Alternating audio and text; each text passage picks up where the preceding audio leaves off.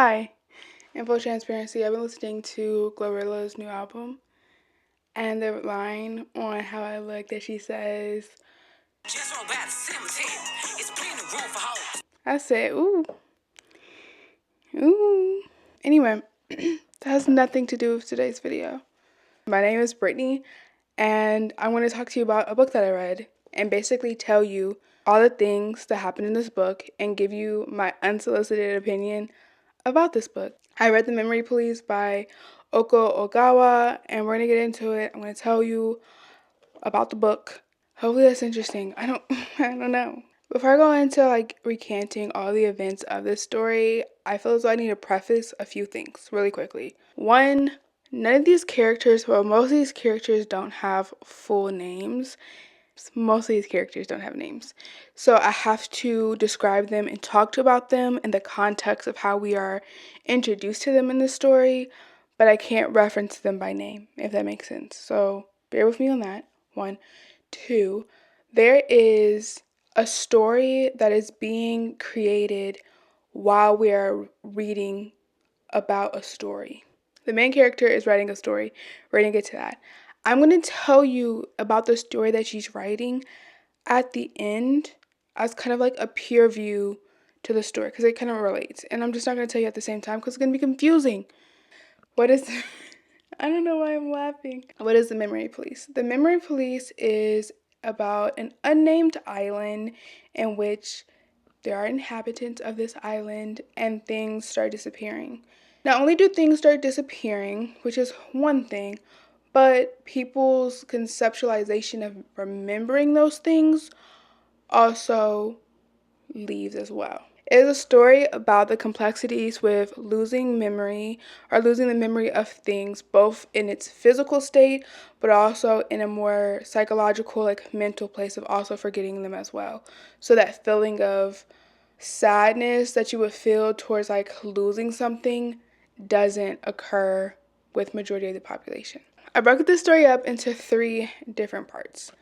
Part 1, we are introduced to the main character. And that is how I'm going to reference her going forward, the main character. We were introduced to her specifically in correlation with the relationship that she has with her mother and her father. Her mother is an artist. She makes sculptures. She has a studio in their basement of their house. Their house has 3 levels technically. There's the basement, the first level, and the upstairs level. And this will make sense in a minute. Her mother in the basement, her mother would take her to this chest, and the chest has all these small drawers, and every once in a while she would tell her hey, pick a drawer and open it. The main character would go and she would open it, and it would have these different objects that she's not familiar with, that she does not remember seeing or playing with, and they're these ornate objects that have disappeared. However, her mother technically illegally has kept onto these objects and have hidden them away. So things like a jade that was an heirloom to their family, or perfume. So things of that nature. Main character, she is discovering these new objects, and there's a fascination to them, but it's also this feeling of, I have this feeling that these items are supposed to mean something to me and kind of correlate with a certain level of emotional response, but there's nothing there. Her father is a ornithologist. Her father is an ornithologist and is a person who studies birds. And so one of the things, or one of the memories that she tells us about the main character is taking her father's lunch to him, and she would look at all the birds that he's studying and all that stuff, and just have a fun time visiting her father. And it was one of kind of her highlights of her day. Cool, fine, whatever. Chapter 2 starts off with, my mother died and then my father died. Okay, alrighty, we just jumping in. Gotcha. There is this entity in this unnamed island called the Memory Police. The whole purpose of this book, the Memory Police. Their job, as I quote, the first duty of the Memory Police is to enforce the disappearances. And her mother They tell her, they send her like a little pamphlet, like an official document, like, hey, we want you to come to the headquarters for something innocuous or very vague. Like, just, we're going to pull up a car, just come to the headquarters. She's like, okay, cool. During this like week before the memory police come and like pick her up from her house, she drops off like some of her sculptures to like family friends, kind of just gets her affairs in orders to basically like leave her family for a little bit. The memory police come, they take her away, and that is the last time that the main character sees her mother. A week later, so she gets a letter from the memory police basically saying that her mother died of a heart attack. So, quick tidbit. So, her mother gets taken away by the memory police. The main character has a sneaking suspicion that she's being taken away because of all of the items that are in the basement that she's supposed to be discarding of, but she's keeping. But there's no way to confirm that. Okay. And then her dad passes away from natural causes. And it's very interesting. He passes away from natural causes, and then shortly after, birds, the thing that he studies, his pretty much his passion and his gift to society, birds also vanish or disappear. Interesting. The main character, her job is writing novels. And it's very interesting because she has a job of writing novels. I do not know how the financial system works in this island, have no idea. But she writes novels, and she basically says multiple times that novels have no purpose or usefulness on this island. So it's just like, how are you making your money? That's neither here nor there. Moving on. She's working one day, it's late at night, I think she's about to go to bed or something, and she hears a knock on the door. She hears a knock on some door. She hears some sound. And it sounds close but far away, and she's like, it's not the front door. Where is it coming from? The knock is coming from the basement. And at this point, I was just like, is this a horror movie? What are we doing? She goes down to the basement, and there's a basement, like, back door. And the Inui, I don't know if that's how you correctly pronounce the name, but that's what I like. The Inui family is there. They are a family friend of her parents, and they're bundled up in like coats, and they have bags with them, like they're going somewhere. And she's just like, what's going on? So she invites them in. They come in. They sit down. The main character is like, how can I help you? What is going on? What's up? How can I assist? And they're just like, hey, we are going to go to a safe place into hiding because the husband is a professor of psychology, and he has a sneaking suspicion. Well, the memory police summoned him to their headquarters. And he feels as though that they basically summoned him because they want his expertise to understand the genetic makeup between people who are forgetting the things that are supposed to be forgetting, that they are supposed to forget, and the people who are not. And if there's a genetic disparaging like gene or quality, then they can isolate that and rule people out. And so he said that I don't want to help them, basically. I have no intentions of helping them. And even if I went to the headquarters and I did help them, I have a sneaking suspicion that they're just going to kill me once my usefulness is no longer there. She's just like, okay, like, where are you going? How can I help? And he's like, can't tell you where you were going because that needs to be a secret, but we have some sculptures that your mother wanted us to have, and I would hate for them to like break or something to happen to them, so can you keep them for safekeeping? And she says, of course, yes. She takes the sculptures, they stay for tea or whatever, and then, like other things, the Inui family disappears. She goes on living her life, but in the back of her mind, she feels like the Inui family are really on her mind. Two more characters to introduce you to, and here we go. As I said before, she writes novels. She has an editor that she goes to. His name is R. One day, he comes to her house to like help her with edits, and somehow, someway, they get on the conversation of the main character's mom and dad, and how her mom was an artist and she made sculptures. And so R is just like, hey, can you show me your mom's studio? So they go to the basement. She's showing him around the studio, and he basically confides in her the fact that he isn't forgetting. Like, he is one of the people who are not forgetting the things that he is supposed to forget, similar to his mother. This plants even a further seed in this girl's brain. And this is when I start thinking, is she unreliable? Is she an unreliable character? This is where it starts. He goes home. That's it. She's continuing to work on her book. But while she's working on her book, she usually works like later on in the evening. She takes a break to go on a walk and she visits another family friend. He is known as the old man. That is how we know him throughout the book, just as the old man. And the relationship reminds me very much like of a grandparent-grandchild relationship. And when I first met the old man in the book, he kind of irritated me.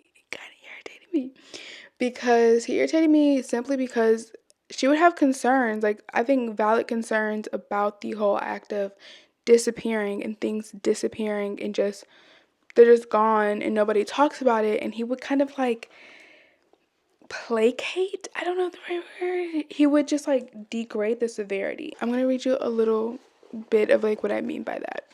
For example, in the book, roses disappear, like just roses in general. They just disappear. They're gone. They're gone. And the main character says, "But what's to become of the rose garden?" I wondered aloud. He says, "That's nothing for you to worry yourself over. Maybe some other flower will bloom there, or they'll plant fruit trees, or turn it into a graveyard. No one knows, and no one needs to know. Time is a great healer. It just flows on it of its own accord." That sounds beautiful. Don't get me wrong. But it's kind of like this, like he has that tone for everything. Like everything goes missing. It's just like, don't worry, be happy. And it's just like, I'm not happy. I'm not happy. So we have a couple of things happening at this time. The memory police are starting to be a little bit more aggressive. There's an instance where they come to her house and just go to her father's office and just ransack it, looking for like anything that she's not supposed to have. And they find a photograph of her father and there's a bird in it. So they disintegrate like all the papers in the office because birds have disappeared and birds are no longer not supposed to be anymore. So that's happening. The imbued family's happening. Her editor just told her that he is remembering things and things are just disappearing from his mind. So what she decides to do, she decides to enlist the help of the old man to help her build a safe house because she's like, and we are going to a safe house. I could help save somebody. So she builds a safe house in her house between the first and the second floor. There's like this little storage area between the first and the second, well, the first and the second floor. There's like a storage area. So she enlists the old man's help to basically help her rebuild that room so that it's like livable to a certain degree. And he helps her do that. And the safe house is for R. But while she is like building this room out, she doesn't tell him. She doesn't let him know. No heads up whatsoever. Which I think might be a smart idea. But here's the kicker. Let me open this book. And then she goes to R. And she's like, "Hey, I have a safe place for you." And he's like, "For me? What's going on?" Then he says, "I haven't told my wife anything. She's pregnant and the baby will be born in a month. Can't go and leave her behind, and I can't take her with me. No one will be willing to hide a pregnant woman." Okay? Solid concerns. Her response basically to this is, forget her. Nobody knows what the future holds. Just stay in a room for the rest of your life. It's okay. Who knows what the future holds? Who knows? And guess what he does? He comes, like literally the next day. So, part 2. Things keep on disappearing. And the issue is, R is just downstairs. He has a relationship with the main character. He has a relationship with the old man. And one of his, like, I feel as though his primal need to have something to do is he wants to do anything in his power to make them remember. To, like, make them remember how to remember things, essentially. And he's having a very hard time doing this. Very hard time doing things. And things keep on disappearing. For example, roses disappeared, calendars disappeared, and the one that really mess with R was photographs. So the main character, of course, in her house, she had photographs of her parents, of loved ones, and they're just like, throw them away. Throw them away. And so R is just like, hey, like, don't do that. Don't throw it away. You're not going to remember what, like, your mom looks like or your dad looks like. And the main character is just like, after they've disappeared, the emotions towards those objects also disappear. Like, it's not there anymore. So me keeping them, like, I could, but it wouldn't mean anything to me.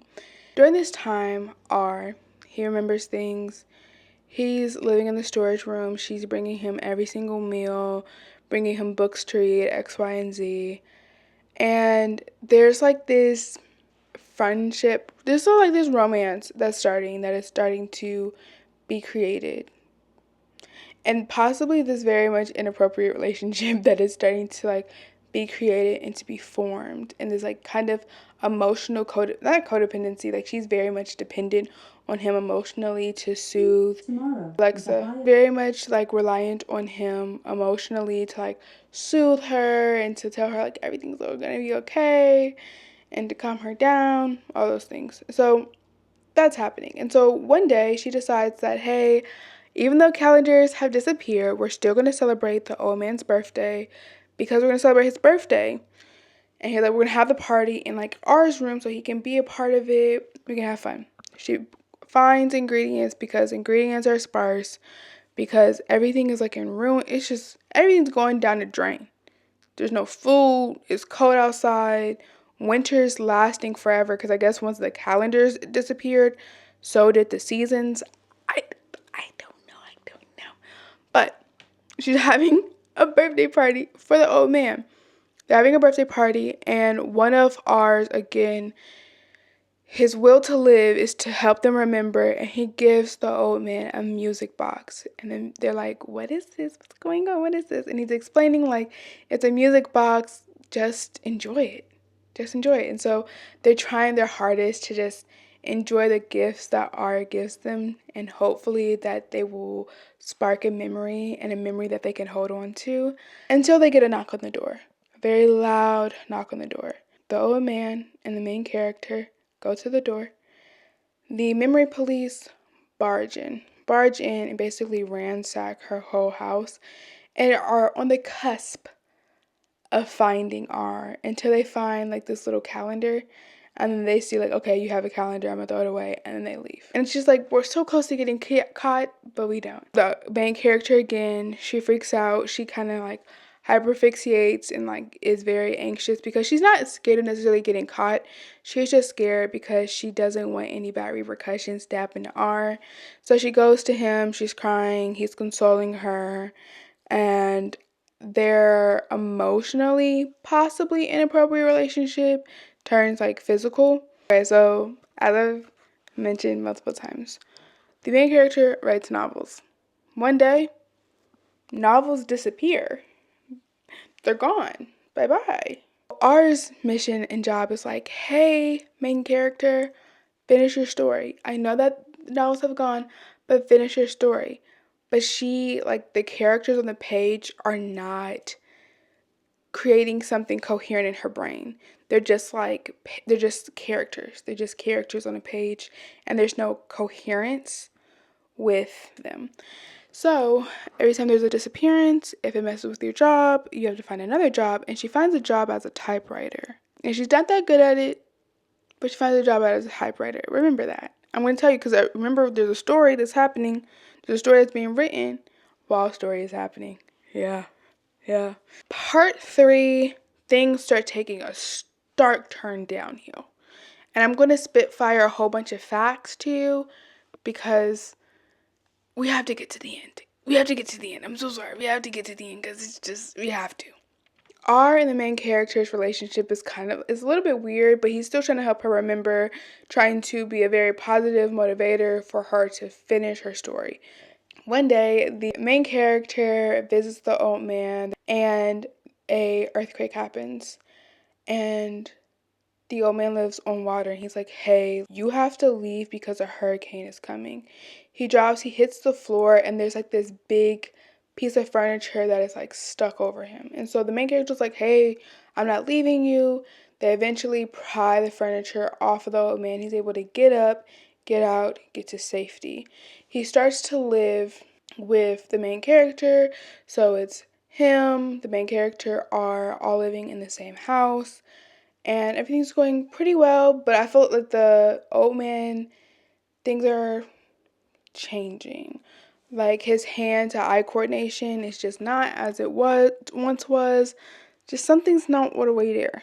Something's not all the way there.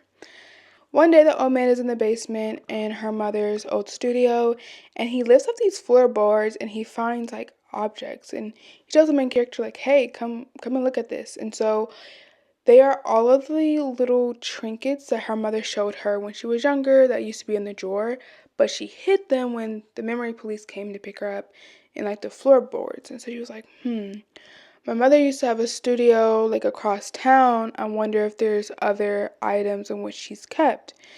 And she and the old man take a journey over to the new to her mom's studio, and they find other sculptures, and she's basically hiding things that are supposed to be taken away, and she's hiding them in little sculptures.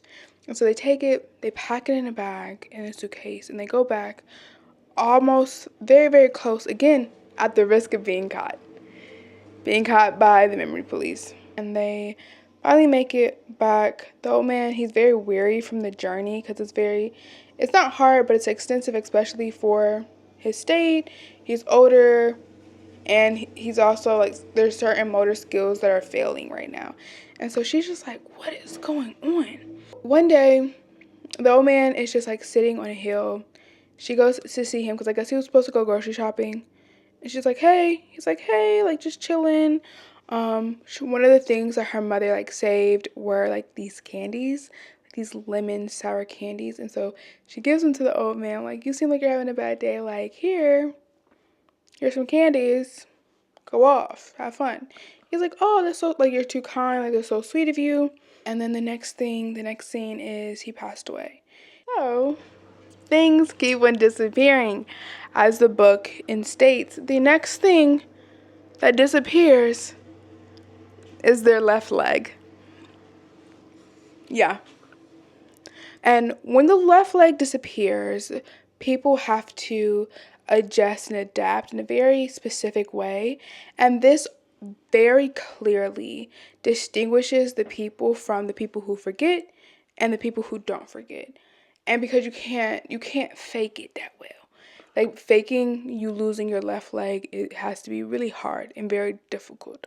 So obviously the memory police, they round up all the people who aren't forgetting. And so these people, they've lost their left leg. Like, the feeling, the idea of them, they don't have to cut them off, but they're just basically avoiding their left leg. This reminds me of the movie Armless. That's another story for the day.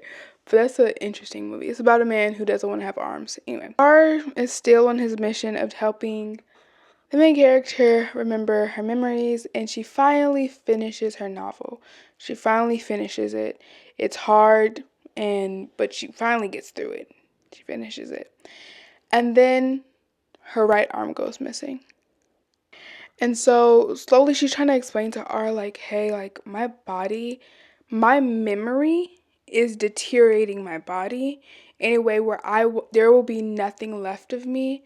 And the what's so interesting about this is she's not losing just the motor skills of a body part, but she's also losing the feeling of caring that she lost a body part, because that's also not there. And there's a point in time where, like, all she has left is her breath. Like, that is the only thing that she can control. She doesn't have her right arm, right foot, left foot. Father Abraham, none of it. So basically, she just continued to dissolve, essentially, and he left her in that room. Now, let me tell you about this novel that she's writing really quickly. This novel that she's writing is literally just a parallelism to her real life. They're the same, just different circumstances. Her story is about a student and a teacher. The student is learning how to type. She has a typing teacher. And so she's introduced to this professor, and she's kind of like enamored with him. She's enamored with him, but she's not really good at typing. She's not really that good. And so he's like really trying to help her get better at typing and be her best. One snowy day, she comes to class. None of the other students come to class. And so there's kind of like this one-on-one teaching that is allowed to happen. And so he's teaching while she's like learning how to type correctly and not look at the keys and everything. And then they start having a relationship. And somehow during this time, she loses her ability to speak. The only way that she's able to communicate is through the typewriter. That's the only way she can talk to him. So she's like typing constantly, like all the time. And one day, the typewriter breaks, and she's kind of freaking out because that's her only way of communication, and she feels stuck. He comes to her and he's like, hey, listen, our classroom is in like a chapel, and there's a room upstairs that I fix typewriters at. We'll just go up there real quick. I'll fix it for you. Don't worry about it. Let's go. I go to the typewriter workshop, and she goes in and she sees like all these typewriters, like so many typewriters. And she's like, okay, I'll just use another typewriter while he's fixing my typewriter. And none of them freaking work. Like, none of them work. And so she's aggravated and she's agitated. And there's a couple of things. One, there's no paper in the room. And two, he says he's going to fix the typewriter, and he's over here cleaning his stopwatch. And she's just like irritated because she's like, are you gonna fix my typewriter? But she can't talk.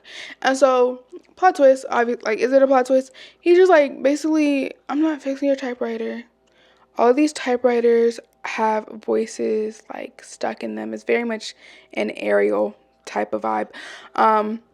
And you're never gonna have your voice again. And yes, you're frustrated and irritated about that now, but soon, slowly, you'll be comfortable, and it'll be okay that you don't have it, because you won't even remember it, and you're just gonna stay in this building, in this room, and yeah. And then slowly over time, she feels elements of herself beyond just her speech, like separating from each other, like the ligaments are being, like, her body is being like pulled apart piece by piece. Her arm doesn't feel attached to her body. It feels like it's like floating away. And her mind isn't really clear. And she's just like, what is going on? And so then to a point where she's looking out at the front tower, because she's in like the highest building of, like, the highest room of this building. She's looking out over the tower, and she sees her captor going about his life, talking to students, living his best life, and she's noticing that she cannot understand or conceptualize other people's words. Like, she can't understand it. She can only hear his. She can only understand his. And she's just like, what in the world is going on? She's not living there in terms of like she's like anguished or it's hard or she's like frustrated. She's just existing, essentially. She's just existing. And so there's this one point in time where there's this new student that the instructor has, and she's like, hey, like, I wanted to go to the top of the building because there was like an old man who I used to know who lived there. The instructor's like, oh yeah, no problem, go ahead. So she goes to the top of the house, and so the girl who's captive, she hears her coming. The girl like knocks on the door, and she feels like frozen. She's like, oh my gosh, it's the time where I'm supposed to save myself and like get free and da da da. But like, she just stands there immobilized and does nothing, of course. So the girl who walks all the way up there, she just turns around and walks back. The instructor comes, and it's this action that really makes me have to find inner peace. He comes back at the end of the night, and he's just like, oh my goodness, like, why didn't you open up the door? Why didn't you let her save you? Like, why didn't you ask for help? Like, there's so many things you could have done. You could have, like, thrown a typewriter at the door. You could have done something to let her know that you were there. Like, why didn't you help? Like, why didn't you save yourself? Why didn't you become free? Why didn't you do this? And it's just like, and so the girl, obviously, she can't talk. And she basically disintegrates in that room, more so mentally than anything else. And she's basically seeing this interaction of this instructor who is courting another woman to basically steal her voice, because all the typewriters that are in the room that are broken are all of the women's voices that he stole. What a symbolic moment. Yeah.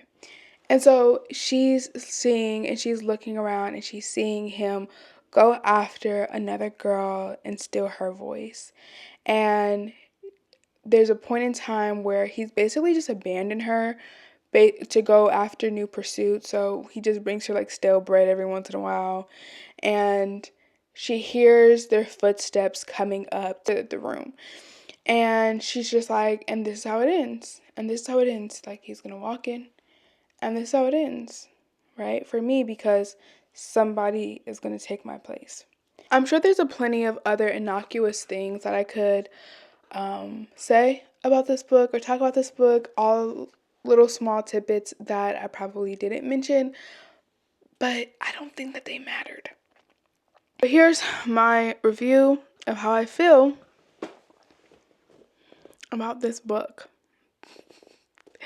This book is a 3-star for me. I'll give it 3 stars. I want to say a couple of things. I feel as though there are people that I know that would love this book, that would eat this book up. I don't think that this book is like what I love. Like, okay, I've read some bad books, and I can't say that this book is not a bad book. And one thing I also can say is that the translator, the person who translated this book, you deserve some money. You deserve some money because it reads so smoothly. I don't even know if that makes sense, but the words and the sentences, they just flow. It doesn't feel choppy or hard to get through. I'm not trying to like plunge myself through the story so that I can understand. It's very smooth. It's very well done in terms of the translation. In terms of the content matter, it just bothered me. They said that this is a stunning novel about the trauma of loss, but I think it's so much more than just the trauma of loss. I think it's the trauma of silence. It's the trauma of, unfortunately, having to adapt and be okay with just accepting it as it is. Not because it's right, not because it's okay, but because it's the only way for me to get through life and let it be somewhat manageable. This book, for me, felt like, you know, when you're having a conversation and you are trying to say a specific word. Like, you remember the word, it's on the tip of your tongue, but you can't say because it's just not coming to the front of your mind. Or when you're like about to sneeze and you just can't quite sneeze yet. Or like when you walk into a room to go pick up something and it just disappears what you walked into the room for. This is what that book feels like. This is The Memory Police by Yoko Ogawa. Thank you guys so much for watching. I hope that you guys enjoyed this, and I will talk to you guys soon. Bye.